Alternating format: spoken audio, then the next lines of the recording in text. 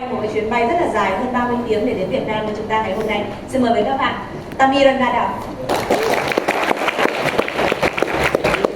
Thank you. Hello, everyone. James, take a rest. You get to relax a little now. All right, let's just dive in. I'm going to be talking about art style for casual games.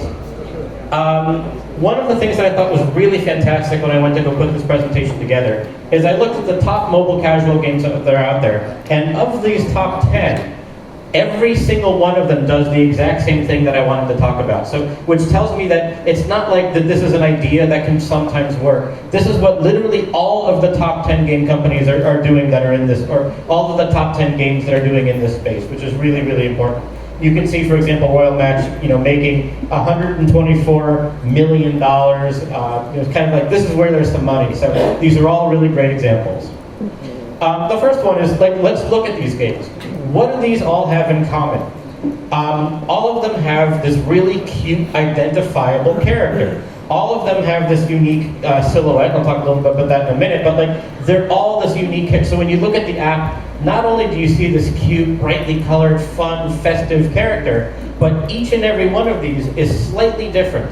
And they're different enough that if you were to just cut out the color and just have it be black and white, you would know what game this is by looking at these characters here. So, for example, let's talk about some famous silhouettes. Top corner, anyone? Charmander. Next. Mega Man. Next. Donkey Kong. All right, over here. Link. Ezio. The Witcher. Y'all do great. Minecraft. Mario. Oh, thank you. Everyone knows that one. Link. Not Zelda. Perfect. Tomb Raider. Pac-Man. Kirby. Kratos. Hello. Master Chief. Cloud. Yeah. Fallout. Doing good. Bandit. This is not Sonic. my pack, but that's okay. Sora. Kingdom Hearts. Great, man. Real. Samus. Thanks. All right. Okay, that was good. Congratulations, everyone. We knocked through that really well. Now, look, we just went through 24 unique silhouettes on not the best. With the distance, it can be hard to see, but still, all 24 of these were recognizable. Making a unique silhouette for a main character for your game, you don't even have to worry about color anymore. You don't have to worry about these things. Your characters become so identifiable and easy to recognize. And that makes a huge difference when you're trying to get your audience to connect with your game. So let's talk about shape a little bit. And this could be an entire masterclass program talking about the importance of shape. But the movie Up did this really, really, really well. For example, you've got these two characters that are in love. I'm hoping people have seen this, so if I spoil it, I'm sorry. It's been 20 years. But one of the things that's really important is the style difference between these two characters. So we've got the main character over here. Everything about him is square. His hair is very square, his eyebrows are square, his face is square, his legs, his knees are square, his chair is square. He's reading a very big square book. Whereas his partner, everything about her, the lines are curvy, they're very wavy. So her head is shaped more like a pear rather than as a block. Her chair is very whimsical like that. Her legs have curves to them. The book she's reading is newer. It's not quite as square as his big tome. It's thinner. It's more vibrant. This tells a lot about the characters. So, for example, when we think about his character, he's very stubborn. He's very tired. He stays in his ways. Whereas she is very adventurous. She's very open. She's very talkative. While he's very quiet. The lines reinforce these character traits because for him, the square notion of corners basically highlights the fact that he's stuck in his ways. He doesn't adapt. He doesn't move. Think of it like a really big, thick tree. When it gets windy, the tree doesn't move. It stays sturdy. And that's what his character, that's what his personality is all about. Whereas for her, she's a lot more like a flower. So when the wind comes through, the flower moves and it goes with the wind, and that way it doesn't break. And so these character personality traits get reinforced simply by the decision of having more straight lines versus more curvy lines. And so it makes a very, very big difference here. Another thing is character palettes. So we talked about the shape, we'll talk about the color. Before I go into this slide, I want to talk about the importance of having a unique color palette. Because and I did not plan this, but when I look around the room, I see black, I see white, I see blue. And then I look at me. And I realize that out of everyone here, I am the brightly colored, coming in from the forest here, very unique color palette. And so I didn't plan this at all, but it was when I realized that how important it is that now everyone's going to remember, oh, that was the guy who came in with the flower shirt with all the colors on it, because of how different it is. And when you're making a game character, thinking about these things is really important. So if we go down the list here and try to come up with some of these, what family is this? Simpsons. Over here? And over here? Winnie the Pooh. Dexter. Dexter's Lab. Turtle Ninja. SpongeBob. What? Okay, you're gonna have to be my age or older, I think, to know this one. But this is Sylvester and Tweety. Sylvester Stallone. Samurai. Over here. Pinky. Pink Pink Panther. Panther. No one is gonna get this, but this is like from 50 years ago. Babar the elephant. Whoa. Wow. And Popeye. Popeye. So, just having the unique colors allows people to recognize the characters. And colors is actually even more important when you think about larger universes and how they work. Because each character, for example, here, these are all the Avengers, and each of them have specific colors assigned to them. Not only do these colors have a very highlighting point in the clothing that they wear, for example, in their costumes, but in these films, they will start putting these colors in the scenery or complementary colors to highlight these primary colors to show things, for example, like when Iron Man is back in his home, you will see that aside from the grays, there will be bits of red coming through the backgrounds and things like that. That means that this is an area where Iron Man is comfortable. This is an area where Iron Man is safe. When he's going to all of these other areas, when he's out in the outer space and things like that, a lot of the colors are very contrasting to red, which means he's in danger now.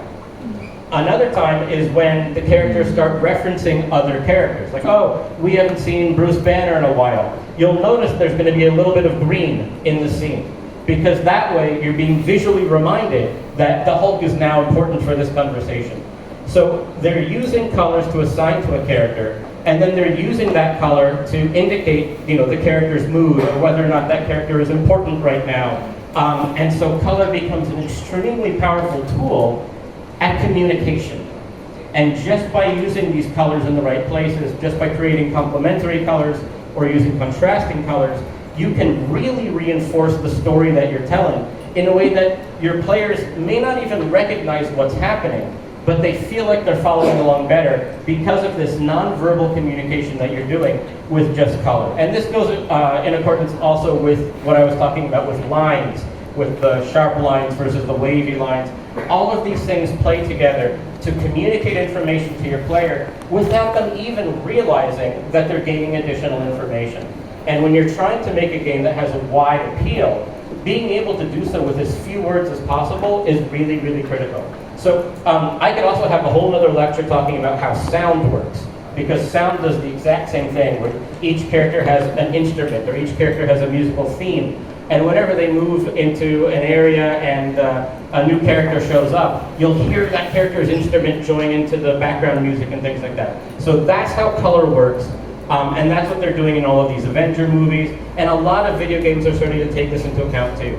Some of the bigger representations of using color in this way would be things like God of War, Horizon Zero Dawn, Tomb Raider, where they use the colors of the character in the environment to make the player feel either more safe or less safe, if it's a new environment or if it's a familiar area. And it really helps to communicate a story this way. So we already went through these answers. Now let's talk about polish. Polish is something that can be an extremely difficult thing to discuss, but I can break it down into 3 words. Polish is simply the attention to detail. So I've got 3 of these match 3 games up here on the board. I'm going to walk around a little bit to make it easier. I really like these. 2 of these are in that top 10 category that I showed earlier, and then 1 of them is not. And because I wanted to show what's the difference, right? So all 3 of these games, they're match 3, or sorry, the match 3. They're they're these casual games you can play. One of them is a merge. The other 2 are more match 3. And if you look at them, very quickly, it seems like they're almost the same thing. However, there are some slight details, and that's what polish is. It's the slight details. It's finding the things that matter and don't. So these 2 right here, top 10 games. What is a key? Does anyone see a key difference between these 2 and the game over there on the left? Just hand up if anyone sees anything. Okay. So number 1, these 2, very colorful. This one over here on the left is very brown. Everything about it is brown. The UI is brown, the background image is brown, the icons of the boxes are brown, the donut is brown, all the donuts are brown. It's a very brown screen, whereas this is very colorful, it's very vibrant. Another key difference is these blocks have an outline around them that helps the item, and a little bit of shading that helps the item pop out from the board a little bit. It's not 3D, but it feels a little bit more like a 3-dimensional object. Whereas looking at this one here on the left, they look just like icons that are placed on a square board. It feels very flat. Another one, and this is a little bit more subtle, but if you see here on the top, this blue background where you've got the king's portrait and the target and the number of moves, that's not a perfectly, oh come on, English. There's a gradient to it, right? So it's a little bit darker blue at the top, it's a little bit lighter blue at the bottom, whereas this here on the top, it's just basically one color of brown. These slight details are things that our eyes pick up without us realizing. And these slight details make a huge difference for the player playing the game if they want to go back or not. For example, looking at these games that are colorful, more vibrant, the gradient makes it a little easier on the eye. I'm not quite as tired when I play. So if I play this game for 5 minutes, and this game for 5 minutes, and that one for 5 minutes, I will feel slightly more tired because I've been given less interesting things to look at. I don't have quite I've been kind of staring at the same thing for too long. My eyes are getting a little bit less focused. And so after 5 minutes of playing this, I'm just a little bit more tired than 5 minutes of playing games like this. And that's why it makes a huge, huge difference. Brett? Hey, Tamir, tell me about the words on the game on the right. There's something kind of strange about them, and I feel a certain way about them. I feel like the font they've chosen is something that's very systemic. It's very plain and very tiny. It's very small. Yeah, like it's UI that works, but it's not UI that makes you feel good. Yeah. So this is also another huge topic. We can talk about the difference between UI and UX. But generally, when you look at the font over here, even the words themselves, and there's less of them, which is actually really nice, it's in line with the art style of the rest of the product, where it feels less like somebody typed into a spreadsheet and copied it and pasted it on the board. It feels like even the font itself has some outline and flavor to it. I get such a huge effect from the size of the tap targets on games like this, where Royal Match, none of the tap targets are small at all. Yeah, and some of these functions, like the plus button up here, is really small. These are really small, which means I have to pay more attention to hit them. And there's a lot more of them. Yeah. So here, this game is like, it's inundating you with things to interact with in order to, buy more of this, buy more of this, buy more of this. Whereas with Royal Moves, they've got their controls right there at the bottom, but they just want you to play. And I think because they're a massive success, they don't have to worry about the revenue as much. Whereas a game like this that's basically trying to catch up, like James was saying, if you launch way late and you're trying to catch up, they're trying to get as much revenue as they can. So they're hooking you into more, and this is a lot more of a hardcore sort of UI where you've got like multiple currencies and stuff like that. Yeah. And so, and that's a very different type of player than would normally play games like this. So this attention to detail makes me feel like there was a mismatch when they were trying to come up with games like this from the points that you brought up, which I really appreciate. Thank you. All right, let me move. So high quality art is a major retention mechanic. Now quality does not equal levels of detail. In order to have a successful game with a high quality art, that doesn't mean it needs to look like God of War. That doesn't mean it needs to look like Genshin Impact or Zenless Zone Zero or Horizon Zero Dawn. It doesn't need to look like that. What it does mean is that every piece of art that you create, including your UI, including everything that is visual to the player, needs to look like it's in the same universe, needs to fit with each other, it needs to have the same color theme, it needs to have the same general palette usage, it needs to have the same general outline rules, it needs to feel like it's all together and it all makes sense. That's what high quality means. I mean, there are some amazingly high quality pixel games. And it's not that they have 1 billion pixels per character, it's just that the color that they chose for each pixel makes it work, and the universe feels like everything works together. And that's the importance of high quality. So, and this is going to become really, really important when we start talking about live operations, because you're going to need to create art very, very quickly and for a very, very long period of time. And if you need to create something that looks like God of War every month, you're going to run out of bandwidth really quick, and your players are going to get exhausted from lack of content. So, polish. This is an example that I fought to get into because I saw this yesterday here in this hotel. This is a hot tub that's here in the pool, here in the hotel, so there's the hot tub down there. And above the hot tub, I noticed this, which I was expecting just a flat ceiling. And then the more I looked at this, and the more I was thinking about why I realized how important the attention to detail is. Does anyone have any idea why the ceiling above the jacuzzi in this hotel looks like this? An eye? Any ideas? An eye? Good? I was guessing it's related to the lighting when the light of the pool starts. That's so, go ahead, say it again. Yeah. I think it's related to the lighting. Maybe at night, the circle of light will have different effect when reflecting on the pool. Just my guess. I think that's actually a really good guess. I was there during the day, and at night, I'm guessing they probably have some lights there, so that will probably make a lot of sense. But to me, what I realized is that if you notice above it, so they've got these circles, and then there's a little bit of a recessed area right directly above the jacuzzi. What they're doing, and this is fascinating, is they're muting the sound of the jacuzzi. Because when you're in the jacuzzi, it's, you're hearing the bubbles and everything like that, and you're able to talk to other people, but the moment you move away from the jacuzzi, it starts getting really quiet really quickly. And so when you're in the pool, which is right next to the jacuzzi, the sound of the jacuzzi is a lot quieter because the audio waves that are coming out of all of the bubbling and everything like that are getting trapped up here at the top of the ceiling. It was a brilliant little bit of polish that I had never even thought of and I'd never seen before. So I remember I'm sitting there, I'm looking up and I'm going, oh, this is interesting. And then when I walked away from the jacuzzi and I noticed how quickly the sound of the jacuzzi was dropping, I realized what they were doing. So attention to detail can be used, anywhere, but this is a brilliant example of how this works in reality as well.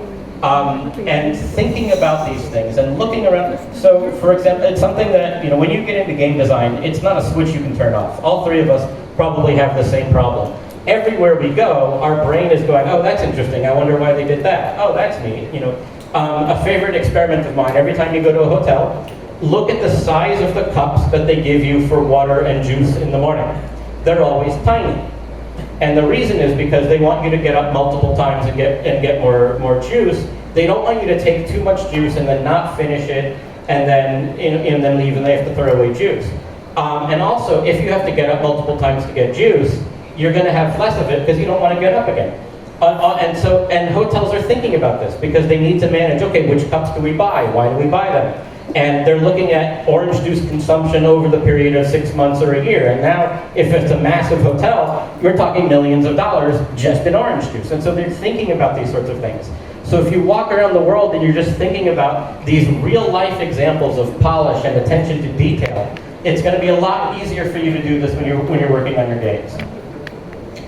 Next up, we're going to talk about reusability. So I was talking about the art that we need to create to make our game, and why it's important, especially in casual games, not to move towards the AAA God of War Horizon Zero Dawn aspect. And that's because we're looking at live operations.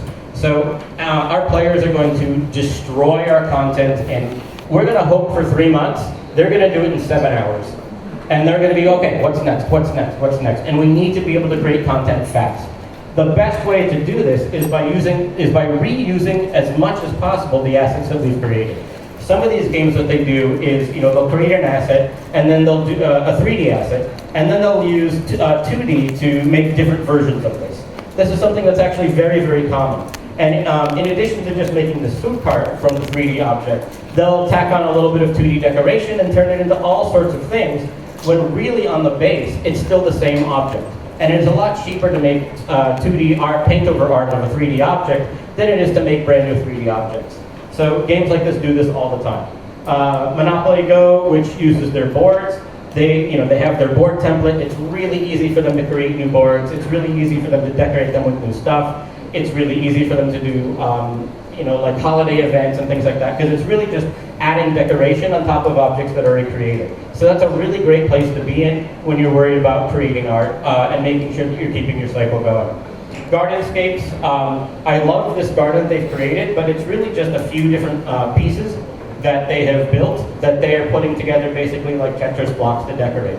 And so when you're able to think about things like how can we create building pieces, how can we create blocks that we can put together in a whole bunch of different ways to do different things, you'll be able to create more content faster, and that'll keep your players more engaged. There was a Merge game I played that did this really, really well called Merge to Survive, which I like the fact that games are moving a little bit away from the AAA look, especially in the casual range. This had a very Robloxy type of look and feel to it, but the art was very, very blocky. And what that meant was that it's really easy for them to create because they're just basically creating blocks and then painting it differently. So they were able to create a lot of content very, very quickly. So, Bibbidi Bobbidi Boo. How many people here have seen Cinderella? Okay. Bibbidi Bobbidi Boo is what I say when I talk about animation. Because the animation is very, very effective in this movie. When she's casting spells, and all of her spells are meant to enhance Cinderella. They're meant to give her better experiences. They're meant to enhance the mice to be I forgot what they're called. The people who assist her in getting on the carriage, the drivers, things like that. Everything that the fairy godmother does is a healing, is a bonus, is an increase. And the reason why these sorts of things are so important is because of the way that she is casting her spells. All of her spells have a flourish. They have style. They have swirl and elegance, and she is just, whipping her wand around, making these amazing patterns. But back to what I was talking about earlier about the straight lines versus the curly lines, all of her spells are very, very, very curvy. And what that means is that there's a lot of energy in there. Curve tends to be associated with emotion, like with positive emotions, with feeling good, with joy, with that's how you say it in Portuguese. With these sort of positive sentiments and feelings, and it makes a very, very big difference. So when Cinderella is getting her dress changed, the light is swirling around her and growing out the dress, because swirls are associated with things like growth and healing and strength and not strength and growth, healing, growth both in terms of like plant life growth and also growth in terms of like emotional growth or dealing or overcoming trauma, things like that. Sort of these positive vibes, I think, is a good way of putting it. So whenever we're talking about the style of animation and what type of things you should do in your games, it's important to think about the Bibbidi Bobbidi Boo, which is like these huge flourishes. And then on the other side, where to use the straight line in terms of animations. So for example, looking at these two different animation styles, straight lines is associated with anger, with acceleration, with male toxicity, you know, like the kind of let's go. So velocity is very much a straight line type of thing, and attack is very much a straight line thing. Whereas these curvy lines, these whimsical lines, are all associated with with terms of growth and healing. For example, when you play a game like World of Warcraft, when somebody casts a healing spell on you, it'll be very swirly and green and things growing, and that's your health coming up. And then when you look at things like doing attacks, it's very much a straight line coming down and getting you. So I have one more slide and then I'll go to questions. Think about art this way. Everything that you do with art is a reward to the player. When you open up a new area, and the new area has a different color palette, it has a new character who has a different color palette, everything is a reward. When you cast a major new spell that you finally just unlocked, the new art for that new effect is going to look amazing. If anybody here has played the original Final Fantasy VII and remembers the summon called Knights of the Round, which was, I think, about 7.5 minutes long, of all of the various knights of the round table coming out and doing these amazing attacks. It was beautiful and brilliant. So I want you to think of games like Peggle and games like Final Fantasy VII, that when you achieve something, you're rewarded with just a massive amount of beautiful art and experience. So please keep that in mind. Remember, polish, attention to detail. Remember the tricks I've taught you about lines and the importance of curves versus straight lines. And now we can go ahead and move to questions. Ok, chúng ta bắt đầu với live question trước. Bắt đầu từ bản đầu nha. Các bạn đã chạy mic cùng chị được không? Oh,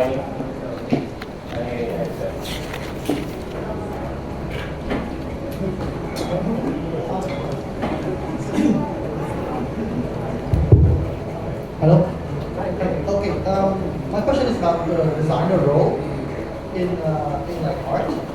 Say I have an art team. So what should I do to help them, or how much agency should I have in the production of art? What's your role? I'm a game designer. Okay. My best recommendation is to work together. Like, they should have the abilities to say, we really believe in this, and you having the ability to trust in their decisions when it comes down to art. Because at the end of the day, you're the art expert, you're the game design expert.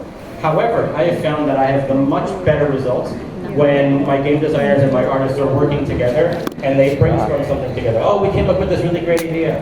And the reason is because game design doesn't start after you have the character, and art doesn't start after you have the game idea. A lot of times you can put these things together and work on them at the same time. So it's a lot of back and forth, a lot of discussions, and with those healthy relationships, you're going to end up with something really, really great. Vẫn còn có câu hỏi live ở phía cuối phòng không? Chúng ta đi live question first nhé. What is my opinion on reusing game assets? We have another live question, so we get to the Okay. later. Hello. Em có một câu hỏi là về cái demographic thì nó ảnh hưởng như thế nào đến với cái art style của game.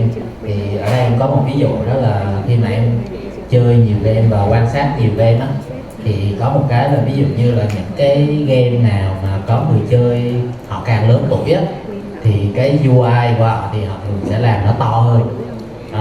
Và cái UI của họ, nếu như mà game nào mà có càng nhiều nữ thì cái UI nó có xu hướng nó mềm mại hơn. Ví dụ như là Royal Map thì có cái tập người chơi rất là già, thì khi đó thì cái UI tất cả của mọi thứ của họ thì nó đều bo tròn, độ tương phản cao và dùng những cái màu đơn giản. Nhưng mà khi mà dùng qua Monopoly đi thì mình thấy rõ ràng là cái shape của họ là nó vuông vức hơn, và cái UI nó cũng nhỏ hơn và nó có nhiều những cái chi tiết phức tạp hơn. Thì liệu là đối với anh thì có cái ý kiến gì về vấn đề này? Sure, I'm actually going to refer to something James said, where he was talking about picking a theme to match the game mechanics that you have. When you're picking your theme and when you're picking your mechanic, that tells me that you already have your target audience, that you have, or at least you have an idea of what your target audience is. And so the UI style, the straight lines versus curvy lines, all of that stuff, you're going to want to build it in a way that matches that target demographic to make them feel as comfortable as possible. So if your target demographic is 30 to 55-year-old women, make the game a little bit more curvy, make it more vibrant, make it more whimsical. If you're targeting 14 to 25-year-old males, having everything be a little bit more, straight line, aggression, more UI, complicated UI, because that demographic tends to enjoy more of the I want a lot of complexity, I want to figure it out. But those decisions are all connected, which is, and back to his question of like how separate should the game design and the art team be? If they're working closely together, all of these decisions get made together, and you end up with something that's very, very complete, cohesive. You don't want to make a game where the art style is for older women, and the game mechanic is for younger men, and the theme is for children. Because the crossover between all of these things is going to be very poor. And you'll end up with a game like what James has showed earlier, where you've got the before Angry Birds, where it was the royal castle and the catapult, where it just didn't fit. People didn't really get what that was. So it's very, very important to have people working together to make sure that you really understand who this game is for, and you're building it for them. Okay, let's do another 2 questions. What is my opinion on reusing game assets in one more games? Absolutely. Try not to make it completely obvious. Depending on the style of the game, you can do this more than others. But if you can take a 3D object that's already created, and then take a day and make a few different versions of it in 2D, now you've got a bunch of different objects that you can put on screen. And if you have a studio that has a certain art style, every game you make, it should be a little bit easier, because you're able to reuse some of the assets that you've already created previously in the next game. There are some studios, I haven't seen it as much recently, but there are some studios that they even Easter egg these sorts of things. So like, there's like a salad cart that's in every game that they've made. It's the same exact object in all of them. And so when you play the game and then you see the salad cart, oh, okay, this is a game by this company, I get it. But there's nothing to be afraid of when it comes to reusability, because we need to be able to do that. And especially in mobile, where the majority of the revenue generation comes from live operations, you need to be able to be creating content as fast as possible. So reusability is seriously important. Có một câu hỏi liên quan đến việc kiện bản quyền ở Playrix. Bạn đang hỏi cái đấy thì chắc nữa tìm chị nha, cái này phải xem kỹ mới được. Câu hỏi cuối cùng nha, mình chọn một câu nữa thôi. Đấy là khi nguồn lực của team có giới hạn thì làm thế nào để biết nên tập trung vào các thành phần gameplay, và khi nào thì làm những thứ như là visual reward. Okay, so when you have limited resources and bandwidth for the teams, right? How do you know what to prioritize, whether it is on gameplay or things like visual rewards? So if you're choosing between playability and visual effects, that feels like a slightly ingenuine thing to choose between, because it means that the people that are doing either of those are doing both of those, and that's normally different people. But if you're talking about adding polish to your animations versus adding polish to your UI and UX, I would always focus on the core experience first, because as long as your core experience is more polished and people are playing through it and enjoying it, you can add the other stuff a little bit later. You can improve it over time, things like that.